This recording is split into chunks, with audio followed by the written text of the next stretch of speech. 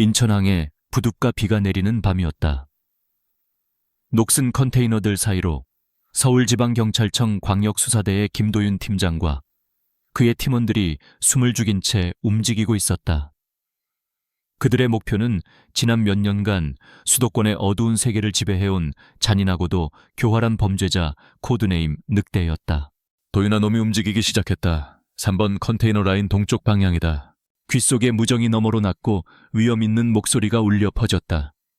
목소리의 주인은 그의 스승이자 경찰에 살아있는 전설 장태준 총경이었다. 그는 지휘본부에서 모든 상황을 꿰뚫어 보고 있는 듯 정확한 지시를 내리고 있었다. 김도윤은 장 총경을 절대적으로 신뢰했다.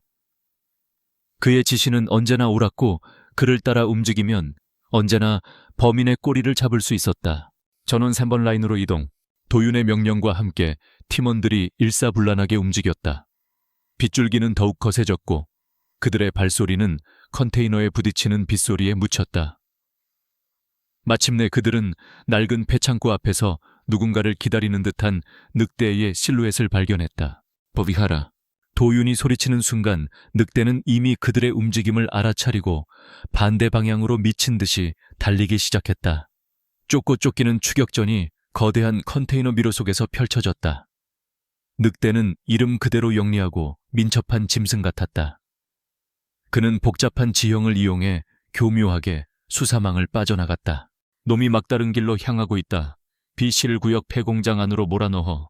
장 총경의 목소리가 다시 한번 그의 길을 알려주었다. 도윤은 그의 지시대로 팀원들과 함께 늑대를 폐공장 안으로 몰아넣는 데 성공했다. 쾅! 육중한 철문이 닫히고 늑대는 더 이상 도망칠 곳 없는 도간에 든 쥐가 되었다. 폐공장 안은 어둡고 축축했다. 도윤은 홀로 천천히 안으로 들어섰다. 그리고 공장 중앙 깨진 유리창 너머로 들어오는 희미한 달빛 아래 그와 마주섰다. 늑대. 그의 진짜 이름은 백성철이었다. 그는 지친 숨을 몰아쉬면서도 여유로운 미소를 짓고 있었다. 대단하군, 김도윤 팀장. 이 서울에서 나를 여기까지 몰아넣은 놈은 네가 처음이야. 이제 다 끝났어, 백성철. 순순히 투항해. 도윤이 권총을 그에게 겨누며 말했다. 바로 그때 공장의 문이 다시 열리고 장태준 총경이 모습을 드러냈다. 그는 모든 상황이 끝났다는 듯 여유로운 걸음으로 도윤의 등 뒤로 다가왔다. 잘했다, 도윤아. 드디어 이놈을 잡았구나. 그는 자랑스러운 듯 도윤의 어깨 위에 손을 얹었다. 바로 그 순간이었다. 자신을 겨누고 있는 총구 앞에서도 여유를 잃지 않던 늑대 백성철이 도윤의 등 뒤에 서 있는 장태준 총경을 보았다. 그리고 그는 갑자기 미친 사람처럼 웃기 시작했다. 하하하, 하하하. 그의 웃음소리는 텅 빈 공장 안을 섬뜩하게 울렸다. 그는 도윤을 지나 그의 등 뒤에 있는 장 총경을 똑바로 쳐다보며 조롱하듯 말했다. 나를 잡아도 소용없어, 젊은 형사 양반. 그의 목소리에 기묘한 연민마저 담겨 있었다. 진짜 괴물은... 그는 잠시 말을 멈췄다. 바로 내 등 뒤에 서 있으니까. 그 말이 내뱉어진 순간 공장 안에 모든 공기가 얼어붙었다. 도윤은 혼란스러운 눈으로 자신도 모르게 고개를 돌려 등 뒤에 장 총경을 쳐다보았다. 장 총경의 얼굴은 언제나처럼 인자하고 위험 있었지만 아주 찰나의 순간 그의 눈빛 속에서 한 번도 본 적 없는 얼음장 같은 차가움이 스쳐 지나가는 것을 도윤은 놓치지 않았다. 장 총경은 즉시 그 어색한 침묵을 깨며 호통을 쳤다. 미친놈이 마지막 발악을 하는군. 당장 수갑 채워서 연행해. 저놈의 헛소리에 놀아나지 마. 도윤은 명령에 따라 여전히 미친 듯이 웃고 있는 백성철의 손목에 수갑을 채웠다. 그는 애써 방금 들었던 말을 궁지에 몰린 범죄자의 마지막 이간질이라고 생각하려 했다. 하지만 그의 마음속에는 한번 심어진 의심의 씨앗이 아주 작고도 끈질기게 싹을 틔우기 시작하고 있었다. 그의 등 뒤에 서 있는 저 거대한 거인의 그림자가 그날 밤 처음으로 조금 다르게 보이기 시작했다. 늑대 백성철의 체포 소식에 서울지방경찰청은 축제 분위기였다. 언론은 연일 김도윤 팀장의 영웅적인 활약상을 대서특필했고 그는 동료들의 부러움과 축하를 한 몸에 받았다. 장태준 총경은 기자회견을 열어 자신이 가장 아끼는 제자인 김도윤 팀장을 공개적으로 칭찬하며 그의 어깨를 두드려 주었다. 모든 것이 완벽한 승리처럼 보였다. 하지만 김도윤의 마음속에서는 백성철이 마지막으로 남긴 그 섬뜩한 말이 독초의 씨앗처럼 자라나고 있었다. 진짜 괴물은 바로 내 등 뒤에 서 있으니까. 그는 애써 그 말을 궁지에 몰린 범죄자의 비겁한 이간질이라고 무시하려 했다. 하지만 그 말을 내뱉을 때의 백성철의 그 비웃음, 그리고 그 말을 듣는 순간 장 총경의 눈빛에 스쳐 지나갔던 그 찰나의 차가움을 그는 도저히 잊을 수가 없었다. 며칠 후 도윤은 백성철의 취조에 직접 참여했다. 백성철은 묵비권을 행사하며 시종일관 냉소적인 미소로 형사들을 조롱했다. 다른 형사들이 자리를 비우고 취조실에 단둘이 남게 된 순간 도윤이 마침내 물었다. 그날 밤 왜 그런 말을 한 거지? 백성철이 그를 보며 흥미롭다는 듯이 웃었다. 자네는 똑똑한 형사잖아. 알고 싶으면 스스로 알아내봐. 자네의 그 위대한 스승님이 그려준 완벽한 그림을 좀 더 가까이에서 들여다보란 말이야. 아주 작은 흠집이 보일지도 모르니. 그의 모호한 대답은 도윤의 의심에 더욱 불을 지폈다. 그날 밤 도윤은 자신의 사무실에 남아 늑대 사건의 수사 파일 전체를 처음부터 다시 검토하기 시작했다. 그는 자신의 스승을 의심하고 있다는 사실에 죄책감을 느끼면서도 한번 피어난 의심을 멈출 수가 없었다. 그의 날카로운 형사의 눈에 이전에는 보이지 않았던 아주 사소하지만 기묘한 불일치들이 보이기 시작했다. 첫 번째는 사건의 시작을 알렸던 익명의 제보였다. 늑대의 은신처에 대한 그 제보는 너무나도 정확하고 시기적절했다. 마치 늑대의 다음 계획을 손바닥처럼 들여다보고 있는 사람이 제보한 것처럼. 그리고 그 제보를 단독으로 받고 수사의 방향을 결정했던 사람이 바로 장태준 총경이었다. 두 번째는 사라진 증거였다. 수사 초반 늑대의 범행과 연관된 또 다른 유력자의 존재를 암시하는 CCTV 영상이 확보되었었다. 하지만 그 영상은 분석실로 옮겨지던 중 알 수 없는 오류로 인해 파일이 손상되어 영원히 사라졌다. 그리고 그 증거 인계 과정을 최종적으로 감독했던 사람 역시 장 총경이었다. 세 번째는 마지막 추격전이었다. 도윤은 그날 밤의 무전 기록을 다시 떠올렸다. 장 총경의 지시는 신들린 것처럼 정확했다. 그는 늑대가 도망칠 모든 경로를 예측하고 한치의 오차도 없이 그를 폐공장이라는 막다른 길로 몰아넣었다. 그것은 전설적인 베테랑의 놀라운 감각일 수도 있었다. 하지만 어쩌면 그것은 이미 짜여진 각본을 배우에게 지시하는 연출가의 그것과도 같았다. 이 모든 의심들은 각각 떼어놓고 보면 그저 우연이나 과도한 추측으로 치부될 수 있었다. 하지만 그것들이 하나의 그림으로 맞춰지기 시작하자 끔찍한 형상이 드러나고 있었다. 바로 자신들의 모든 수사가 사실은 보이지 않는 거대한 손 위에서 완벽하게 조종되고 있었다는 가능성이었다. 도윤은 자신의 수사 보드 앞에 섰다. 사건의 관계자들이 거미줄처럼 얽혀있는 그 지도 위에서 그는 이제 보이지 않는 또 하나의 선을 보고 있었다. 모든 단서와 모든 상황을 단 한 사람 장태준 총경에게로 연결하는 핏빛의 선을. 그는 머리를 감싸 쥐었다. 자신의 생각이 틀렸기를, 자신이 그저 미쳐가고 있는 것이기를 간절히 바랐다. 그는 이 의심을 확인해야만 했다. 그는 자신의 세상을, 자신의 신념을 파괴하는 한이 있더라도 진실을 알아야만 했다. 도윤은 깊은 밤 경찰서의 낡은 자료 보관실로 향했다. 그는 더 이상 늑대 사건의 파일을 보고 있지 않았다. 그는 먼지가 뽀얗게 쌓인 오래된 서류 상자 하나를 꺼내들었다. 그 상자에는 10여 년 전 장태준 총경을 경찰의 영웅으로 만들어주었던 그의 가장 전설적인 사건 파일이 담겨 있었다. 도윤은 무거운 마음으로 낡은 파일의 첫 장을 넘기기 시작했다. 그의 스승을 향한, 그의 신을 향한 위험하고도 고독한 비밀 수사가 그렇게 시작되고 있었다. 김도윤은 자신의 스승이자 아버지 같았던 장태준 총경의 과거를 파헤치기 시작했다. 그것은 자신의 신념을, 자신의 모든 것을 스스로 부정해야만 하는 고통스러운 여정이었다. 그는 자신이 배신자가 된 것만 같은 깊은 죄책감에 시달렸지만 그는 멈출 수 없었다. 그는 진실을 알아야만 했다. 그는 가장 먼저 모든 비밀의 열쇠를 쥐고 있을 남자 늑대 백성철을 만나러 갔다. 그는 서울 구치소에 수감되어 있는 백성철과 비공식적인 독대를 신청했다. 차가운 철창을 사이에 두고 두 사람이 다시 마주 앉았다. 백성철은 여전히 모든 것을 초월한 듯한 냉소적인 미소를 짓고 있었다. 결국 여기까지 찾아왔군, 젊은 형사 양반. 당신과 장태준 총경 두 사람 대체 무슨 관계지? 도윤이 바로 본론으로 들어갔다. 백성철은 재밌다는 듯이 웃었다. 관계라. 주인과 개 뭐 그런 관계였지. 충실한 사냥개가 주인을 위해 사냥을 해왔는데 어느 날 주인이 그 개를 직접 사냥하라고 명령한 그런 상황이랄까. 당신이 바로 그 새로운 사냥개고. 그의 말은 도윤의 의심을 확신으로 바꾸어주고 있었다. 그가 괴물이라는 증거를 줘. 증거는 네가 직접 찾아야지. 그게 네 일이잖아, 형사. 나는 힌트만 주지. 백성철은 몸을 앞으로 기울여 비밀스러운 목소리로 속삭였다. 정말로 네 주인의 실체를 알고 싶다면 10년 전 신기루 사건을 다시 한번 들여다봐.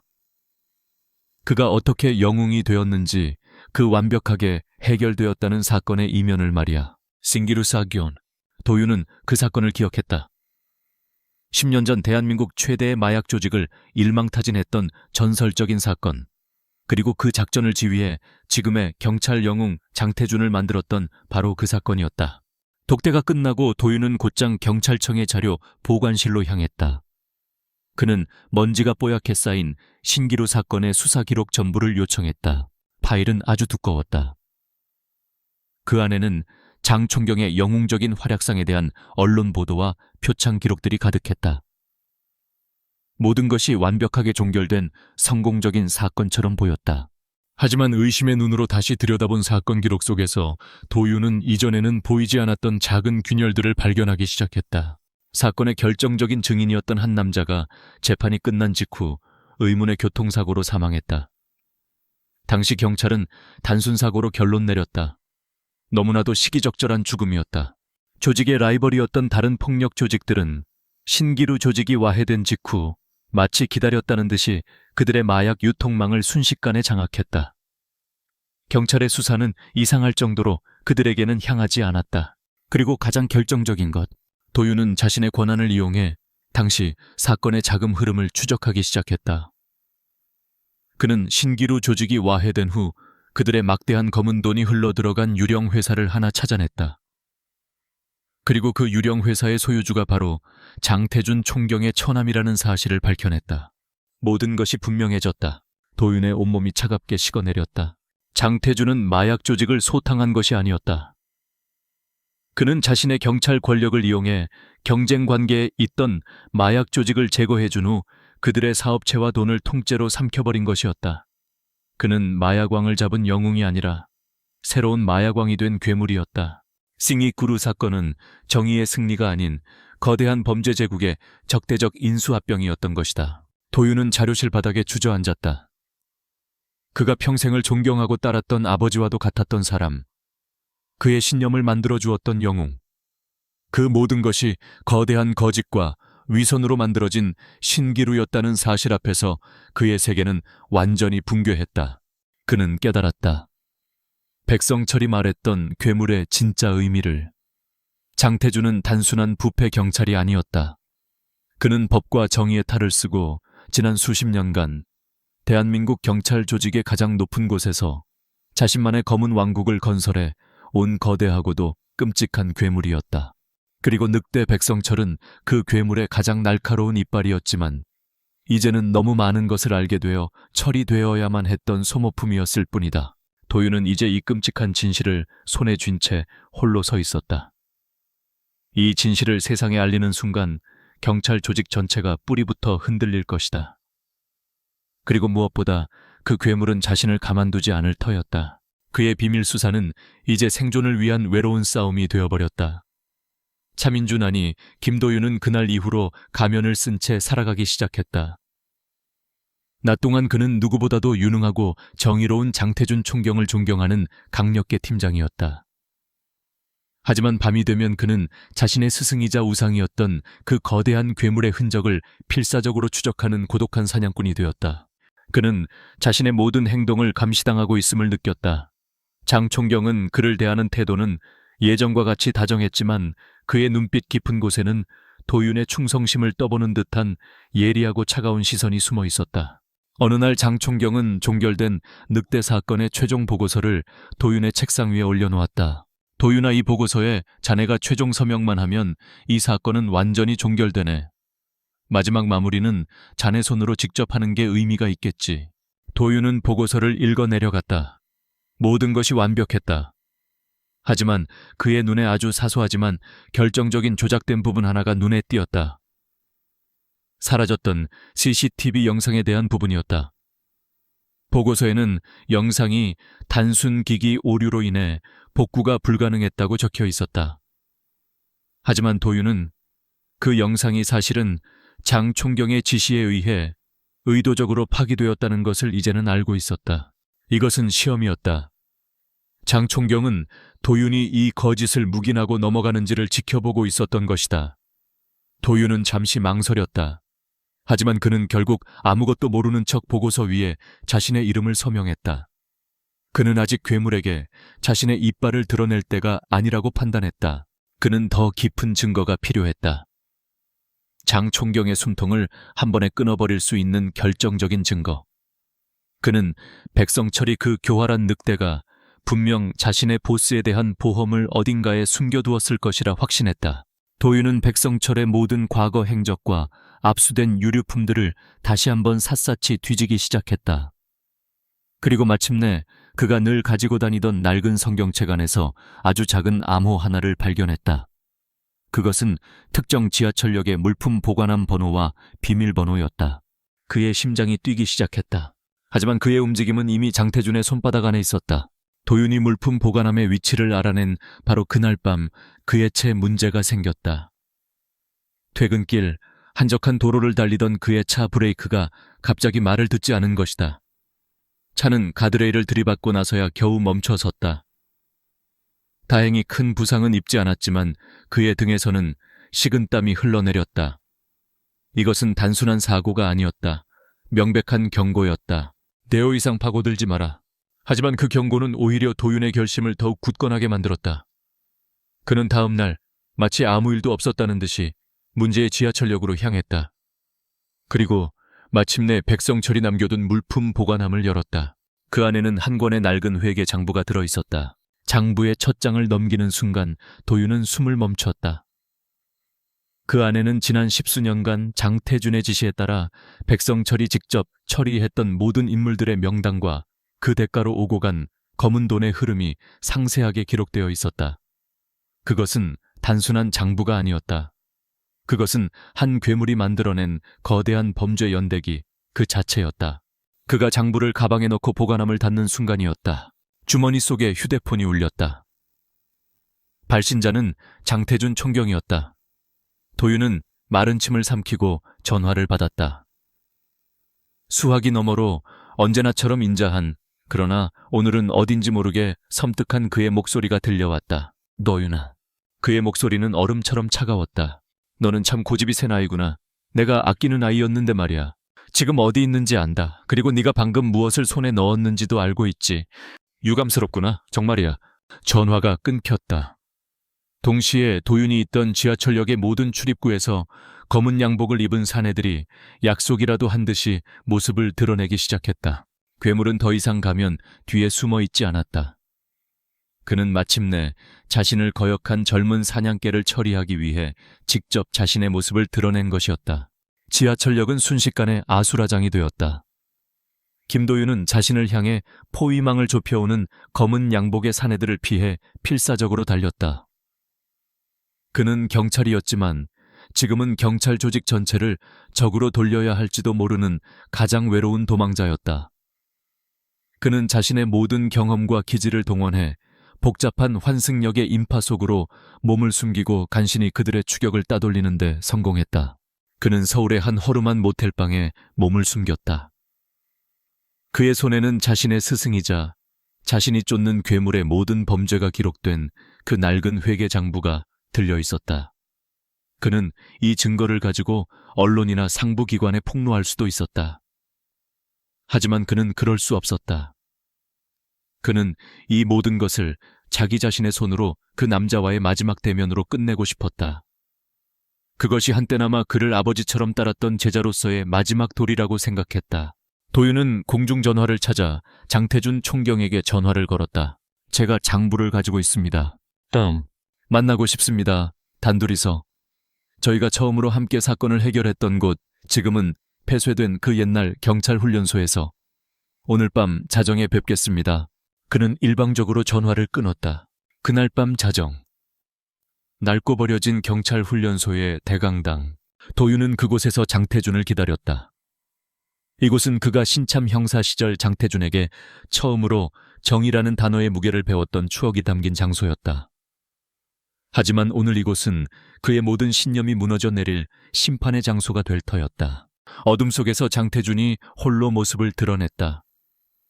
그는 모든 것을 예상했다는 듯 침착하고 여유로운 모습이었다. 스승과 제자는 이제 사냥꾼과 괴물이 되어 서로를 마주보았다. 어째서입니까? 도윤이 먼저 입을 열었다. 그의 목소리는 분노와 슬픔으로 떨리고 있었다. 어째서 이런 짓을 하셨습니까? 당신은 제 영웅이었습니다. 제 아버지였습니다. 그는 손에 든 장부를 그에게 보여주었다. 장태준은 장부를 한번 쳐다보고는 피식 웃었다. 그는 더 이상 인자한 스승의 가면을 쓰고 있지 않았다. 그의 얼굴에는 자신의 왕국을 내려다보는 냉혹하고 오만한 지배자의 표정이 떠올라 있었다. 영웅이라고 그가 말했다. 도윤아, 세상은 네가 배운 것처럼 선과 악으로 나뉘는 곳이 아니야. 이 세상은 힘과 질서로 움직일 뿐이다. 그는 자신의 철학을 마치 마지막 강의를 하듯 도윤에게 설명하기 시작했다. 법은 약하고 느리다. 법은 이 세상의 진짜 쓰레기들을, 진짜 악을 결코 심판하지 못해. 나는 그것을 평생을 봐왔다. 그래서 나는 나만의 법을, 나만의 질서를 만들기로 결심한 것이다. 나는 법을 어긴 것이 아니야. 내가 곧 법 그 자체가 된 것이지. 그는 백성철 같은 범죄자들을 이용해 법의 심판을 피해간 더 큰 악들을 청소해왔다고 말했다. 그는 자신이 범죄자가 아니라 이 썩어빠진 도시를 정화하는 필요한 악이자 어둠의 목자라고 믿고 있었다. 나는 자네를 내 최고의 작품이라고 생각했다, 도윤아. 자네는 그 누구보다도 똑똑하고 강하지. 그러니 이제 그 약해 빠진 도덕률 따위는 버려. 내 편에 서라. 나와 함께 이 도시의 진짜 정의를, 진짜 질서를 세우는 거다. 나와 함께라면 너는 이 세계의 왕이 될 수 있어. 그것은 거부할 수 없는 악마의 유혹이었다. 그가 평생을 동경했던 남자가 그에게 함께 세상을 지배하자고 손을 내밀고 있었다. 도윤은 오랫동안 말이 없었다.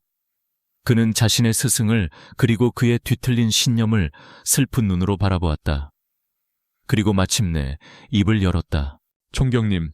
그의 목소리는 놀라울 정도로 차분하고 단호했다. 당신이 틀렸습니다. 당신은 질서를 만든 것이 아닙니다. 당신은 그저 또 다른 혼돈을 더 교활하고 위험한 괴물을 만들어냈을 뿐입니다. 그리고 저는 당신의 아들이 되기를 거부하겠습니다.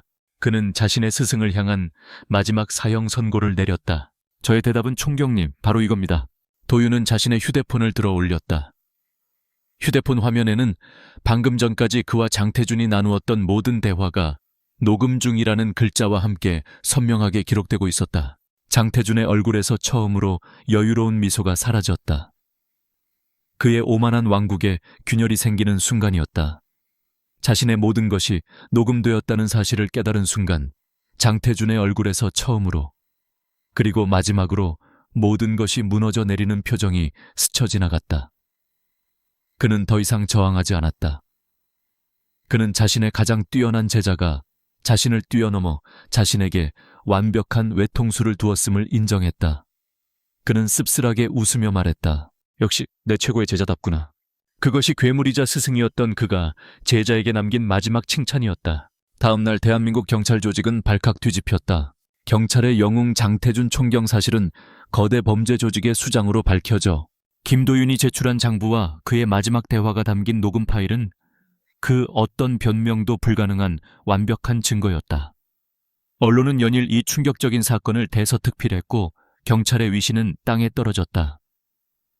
장태준의 검은 왕국은 그가 가장 신임했던 아들의 손에 의해 하룻밤 사이에 완전히 붕괴했다. 김도윤은 이 거대한 폭풍의 중심에 서 있었다. 세상은 그를 거대한 부패를 밝혀낸 영웅이라고 칭송했다. 하지만 그가 평생을 몸담았던 경찰 조직 내에서 그는 배신자이기도 했다. 특히 장태준을 따랐던 수많은 선배와 동료들은 그를 조직의 명예를 더럽힌 스승의 등에 칼을 꽂은 배은망덕한 놈이라며 비난했다. 그는 영웅이 되었지만 동시에 가장 외로운 사람이 되었다. 사건이 어느 정도 정리된 후 경찰청장이 그를 직접 호출했다. 그는 도윤의 손을 잡으며 그의 용기를 칭찬했다. 그리고 그에게 장태준의 뒤를 이을 새로운 수사국장 자리를 파격적으로 제안했다. 그것은 그가 이룬 공에 대한 최고의 보상이자 명예였다. 하지만 도윤은 그 제안을 조용히 그리고 단호하게 거절했다. 죄송합니다, 청장님. 저는 영웅이 아닙니다. 저는 그저 제가 해야 할 일을 했을 뿐인 한 명의 경찰일 뿐입니다. 그는 깨달았다. 자신의 스승을 괴물로 만든 것은 어쩌면 그가 가졌던 절대적인 권력과 그를 맹목적으로 떠받들던 이 시스템 자체였을지도 모른다는 것을. 그는 더 이상 그 위험한 권력의 자리에 앉고 싶지 않았다. 1년 후 김도윤은 광역수사대를 떠나 경찰교육원에서 신참 형사들을 가르치는 교관이 되어 있었다. 그는 화려한 검거 실적이나 승진 대신 가장 조용하고 낮은 곳에서 새로운 정의를 키워내는 길을 택했다. 강의실. 풋풋하고 열정 넘치는 젊은 교육생들 앞에서 그는 자신의 마지막 강의를 하고 있었다. 그의 강의는 수사기법이나 법률에 대한 것이 아니었다. 그것은 정의에 대한 것이었다. 그는 자신의 이야기를 마치 다른 사람의 이야기처럼 덤덤하게 들려주었다. 제가 아주 존경했던 한 선배가 있었습니다. 그는 제게 법은 약하고 세상의 진짜 악을 심판하기에는 늘 한 발 늦는다고 말했습니다. 그는 교육생들을 둘러보았다. 그는 틀렸습니다. 법이 약한 것이 아닙니다. 법을 집행하는 우리 인간이 약한 것입니다. 여러분이 앞으로 싸워야 할 가장 무서운 적은 거리의 범죄자가 아닐 겁니다. 그것은 언젠가 당신의 마음속에서 더 쉬운 길과 더 큰 힘을 속삭일 당신 안의 괴물일지도 모릅니다. 그의 목소리가 강의실을 울렸다. 여러분의 진짜 임무는 범인을 잡는 것을 넘어 그 어떤 상황 속에서도 자기 자신의 정의를, 그 신념을 지켜내는 것입니다. 강의가 끝나고 그는 홀로 교정을 걸었다. 그는 스승을 잃었고 동료들을 잃었고 시스템에 대한 순진한 믿음도 잃었다. 그의 길은 분명 외로운 길이었다. 하지만 그는 후회하지 않았다. 그는 이제 단순히 괴물을 잡는 사냥꾼이 아니었다. 그는 새로운 경찰들이 괴물이 되지 않도록 그들의 길을 밝혀주는 이름 없는 등대지기가 되기로 결심한 것이다. 그는 창밖으로 훈련장에서 땀 흘리는 젊은 교육생들을 바라보았다. 그들의 얼굴에는 과거에 자신이 가졌던 그 순수하고 뜨거운 열정이 담겨 있었다. 그는 희미하게 미소 지었다. 그의 싸움은 끝났지만 그의 정의는 이제 막 새로운 세대를 통해 다시 시작되고 있었다. 그것이 그가 찾은 고독하지만 가장 진실된 평화였다.